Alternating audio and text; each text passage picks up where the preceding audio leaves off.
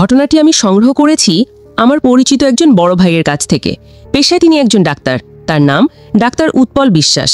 সময়টা 2013 সালের 20 মে। পরন্ত বিকেল। স্বাভাবিকভাবে আর 5টি দিনের মতো সেদিনের বিকেলটাও রৌদ্রতাপে পিচ ঢালা রাস্তায় মানুষের চলাফেরা যেন নিত্যদিনের মতো। কিছুটা এগিয়ে যেতেই রাস্তার মাঝে একটি ভিড় দেখা যাচ্ছিল, আর ধীরে ধীরে উৎসুক জনতা এক এক করে সেই ভিড়ের মাঝে সামিল হতে লাগলো। সময়ের সাথে সাথে ভিড় বাড়তে থাকে, আর সেই ভিড়ের মাঝেই সবাই আবিষ্কার করে স্কুল ইউনিফর্ম পরা 16-17 বছর বয়সী এক কিশোরকে, যে কিনা রাস্তার মাঝে অচেতন অবস্থায় পড়ে আছে। অনেকেই মনে করে ছেলেটি হয়তো রোদের প্রচণ্ড তাপে মাথা ঘুরে পড়ে গিয়েছে। 2-1 ব্যক্তি ছেলেটির শরীরে হাত রেখে বুঝতে পারে যে ছেলেটি আসলে আর বেঁচে নেই। বিষয়টি নিশ্চিত হতে কয়েকজন ছেলেটির গলায় হাত দিয়ে এবং কবজি পরীক্ষা করে দেখে। নাড়ি পরীক্ষা করে দেখে ছেলেটি সত্যিই মারা গিয়েছে। নিথর দেহ নিয়ে সে রাস্তার একপাশে পড়ে আছে। ছেলেটির মৃত্যু নিশ্চিত হবার পর উপস্থিত জনতার মাঝে কেউ একজন পুলিশে ফোন করে। যথারীতি কিছুক্ষণ পরে পুলিশ চলে আসে। তারা এসেই উৎসুক জনতার ভিড় সরিয়ে দিয়ে চারিদিকে আইনি প্রক্রিয়ায় ঘিরে ফেলে এবং ছেলেটির শার্ট প্যান্টের পকেট চেক করতে থাকে, এতে করে যদি ছেলেটির কোনো পরিচয় বা ঠিকানা পাওয়া যায়।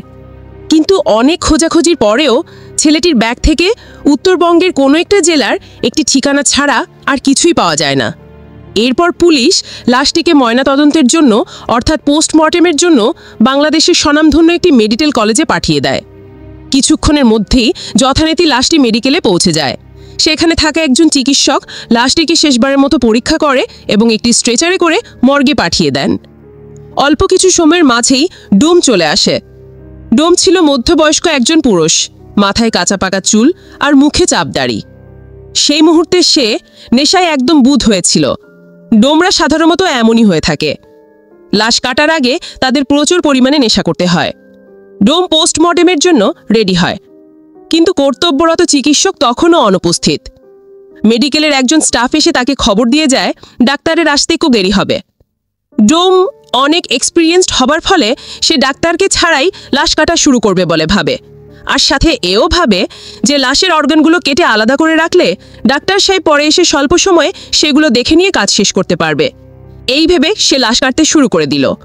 কাটার এক পর্যায়ে গলার মাঝ বরাবর একটা অংশ কাটার পর সেই ডোম সেখানে একটি পাথর দেখতে পেল। রক্ত লেগে থাকার কারণে পাথরের রং বোঝা যাচ্ছিল না, বিধায় সে পাথরটি নিয়ে পাশে থাকা বালতির ভেতরে অর্থাৎ বালতির পানিতে ধুয়ে দেখল যে নীল রঙের একটি পাথর। পাথরটি দেখে বেশ দামি বলে মনে হচ্ছিল, তাই সে লোভ সামলাতে না পেরে পাথরটি নিজের প্যান্টের পকেটে ঢুকিয়ে ফেলে আর ভাবতে থাকে যে এই পাথর বিক্রি করেই নেশার সামগ্রী কেনা যাবে। এরপর সে লাশ কাটা শেষ করবে। ঠিক এমন সময় কর্তব্যরত চিকিৎসক চলে আসেন মর্গে, আর অনেকটা সময় নিয়ে লাশের বিভিন্ন অর্গান চেক করে উনি ডোমকে বলেন, ছেলেটির মৃত্যুর কারণ আমার বোঝা হয়ে গেছে। আপনি লাশের সেলাই সহ বাকি কাজ শেষ করে ফিরে যেতে পারেন, আমি বেরোচ্ছি।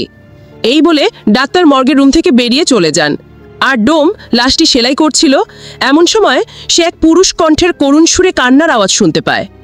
কান্নার আওয়াজটা এতটাই করুণ ছিল যে কোনো ব্যক্তির কানে গেলে কষ্টে তার বুক ফেটে যাবে।